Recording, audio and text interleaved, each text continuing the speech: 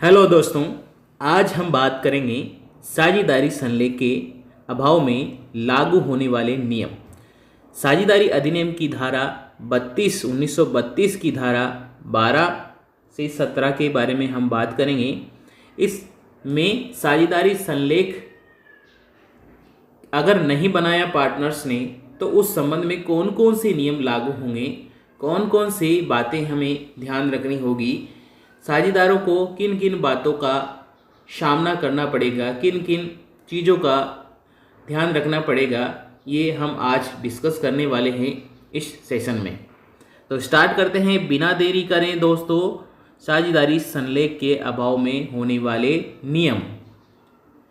पहला नियम है हमारे सामने, फर्म के लाभ हानि को साझेदारों में समान रूप से विभाजित किया जाएगा।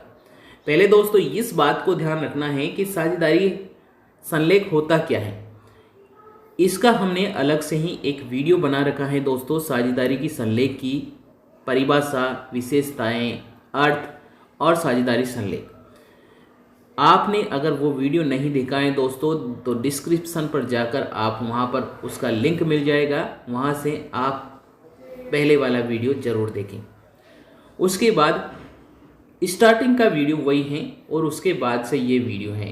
तो यहाँ पर पहले साझेदारी का अर्थ, परिभाषा और विशेषता देखनी है, संलेख के बारे में देखना है और उसके बाद आपको साझेदारी संलेख के अभाव में होने वाले नियम मोटा मोटा यहाँ पर हम बता देते हैं कि साझेदारी संलेख होता क्या है।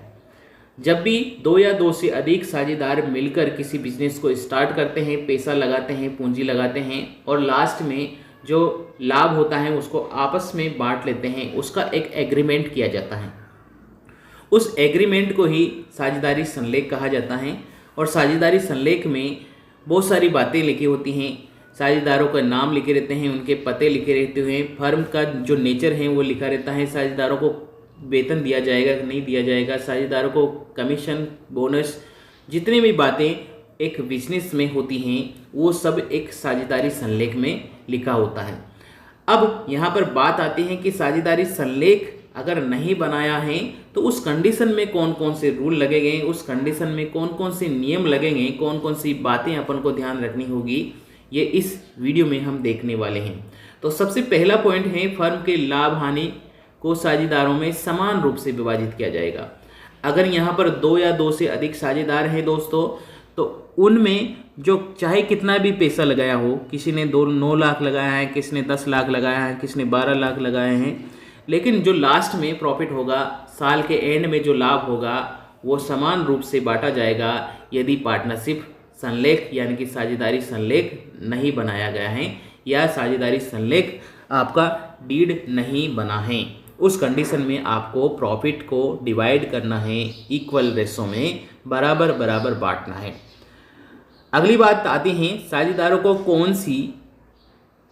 कोई ब्याज, अगर साझेदारों को कोई ब्याज नहीं दिया जाएगा। पहली बात यहाँ पर थोड़ा सा मिसप्रिंटिंग है, साझेदारों को कोई ब्याज नहीं दिया जाएगा अगर पार्टनरशिप नहीं बनी है। यदि किसी साझेदार को ब्याज देने की व्यवस्था की गई है तो ब्याज केवल लाभों में से दिया जाएगा, लंबों में से नहीं, लाभों में से दिया जाएगा। ठीक है, तो यहाँ पर ये बात याद रखनी है। पहली बात तो कोई साझेदार को कोई किसी प्रकार से ब्याज नहीं दिया जाएगा और यदि ब्याज की व्यवस्था की गई है तो लाभों में से ही दिया जाएगा। किस में से? लाभों में से ही प्रॉफिट पाने का अधिकारी होगा। ठीक है, तो यहाँ पर ये बात रखना है। यहाँ पर तो पहली बात तो साझेदारों को कोई ब्याज नहीं दिया जाएगा और यहाँ पर लाभों में से दिया जाएगा। किस में से दिया जाएगा? लाभों में से प्रॉफिट को ब्याज दिया जाएगा। ठीक है, तो यहाँ पर पहली बात, साझेदारों को समान रूप से प्रॉफिट लॉस डिवाइड किया जाएगा, लाभ की व्यवस्था नहीं होगी और यदि लाभ की व्यवस्था है तो इंटरेस्ट की व्यवस्था है, ब्याज की व्यवस्था है तो वो केवल लाभों में से दिया जाएगा। नेक्स्ट अगली बात है, किसी साझेदार को कोई वेतन और पारिश्रमिक नहीं दिया जाएगा। ठीक है, किसी प्रकार से कोई सैलरी नहीं मिलेगी, किसी प्रकार से कोई पारिश्रमिक नहीं मिलेगा। तो यहाँ पर सैलरी भी नहीं मिलेगी दोस्तों और पारिश्रमिक, किसी प्रकार से बोनस, कमीशन कोई भी नहीं मिलने वाला है। ठीक है, तो यहाँ पर ये बात भी आपको ध्यान रखनी है। नेक्स्ट अगली बात है, यदि किसी साझेदार ने अपनी पूंजी के अतिरिक्त कोई फर्म में धन लगाया है, पैसा लगाया है, या तो फर्म के अतिरिक्त कोई राशि लगाई है, तो उस पर 6% ब्याज पाने का अधिकारी होगा। ठीक है, तो यहाँ पर ये बात याद रखनी है। अगर उसने कैपिटल के अलावा, पूंजी के अलावा, कैपिटल के अलावा अगर कोई पैसा लगा है तो वो फर्म का क्या है ना, एक तरह से लोन होगा। ठीक है, और लोन पे 6% उसको इंटरेस्ट पाने का अधिकारी होगा। ये साझेदारी संलेख के अभाव में होने वाले नियमों में साफ साफ उल्लेख है। ठीक है, तो ये अगर इस कंडीशन में अगर आपको ब्याज पर ब्याज, इंटरेस्ट पर, पूंजी पर ब्याज तो नहीं दिया जाएगा, लेकिन आपने जो अतिरिक्त पैसा लगाया है उस पर 6% आपको इंटरेस्ट मिलेगा। ठीक है, ये यहाँ पर उल्लेख है। अगली बात है कि प्रत्येक साझेदार को व्यापार के संचालन में भाग लेने का अधिकार होगा। प्रत्येक कोई भी साझेदार हैं जो अपने बिजनेस को चलाने के लिए रुचि रखता है या बिजनेस में हिस्सादार बनना चाहता है और उसको संचालन में भाग लेने का अधिकारी होगा। कोई भी मना नहीं कर सकता है कि आप यहाँ पर फर्म में क्यों बैठे हो, यहाँ पर क्यों काम कर रहे हो। ठीक है, आपको पूरा अधिकार है कि आप फर्म में संचालन जो भी पुस्तकें हैं उसे देख सकते हैं। प्रत्येक साझेदार को ये एक अधिकार है कि वो फर्म में लाभ पाने के साथ साथ वहाँ के संचालन बिजनेस में भी हिस्सा ले सकता है। अगली बात है, प्रत्येक साझेदार को फर्म की पुस्तकें देखने, उसकी प्रतिलिपि प्राप्त करने का अधिकारी होगा। वहाँ की कॉपी प्रतिलिपि प्राप्त कर सकता है, जेरोक्स प्राप्त कर सकता है, किसी भी प्रकार से पुस्तकों को देखने का अधिकार रखता है। ठीक है, क्या हो रहा है, किस प्रॉफिट को, कौन सा लॉस हो रहा है, कौन सा पैसा कहाँ जा रहा है, किस प्रकार से बहुत सारी बातें होती हैं, वो प्रत्येक साझेदार को वहाँ पर देखने का अधिकार होगा, पुस्तकें देखने का अधिकार होगा कि कोई गड़बड़ी तो नहीं चल रही है किसी प्रकार से, तो उसकी प्रतिलिपि भी प्राप्त करने का अधिकारी होगा एक साझेदार।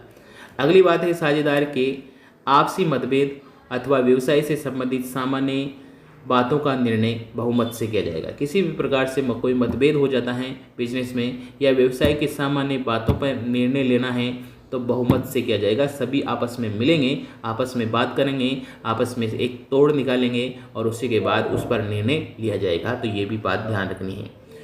कोई भी नया साझेदार वर्तमान फर्म में अगर साझेदार में सर्वसहमति से ही फर्म में प्रवेश करेगा। अगर नया साझेदार आ रहा है फर्म में तो सर्वसहमति से ही नया साझेदार फर्म में प्रवेश लेगा। दोस्तों, यदि कोई साझेदार अन्य साझेदारों की सहमति से फर्म में अवकाश ग्रहण करेगा, तो अगर कोई पार्टनर्स जाना चाहता है बीच में छोड़ के, या फर्म का जो रिटायरमेंट हो गया है, फर्म के साझेदार का रिटायरमेंट हो गया है, तो सर्वसहमति से ही ऐसा होगा।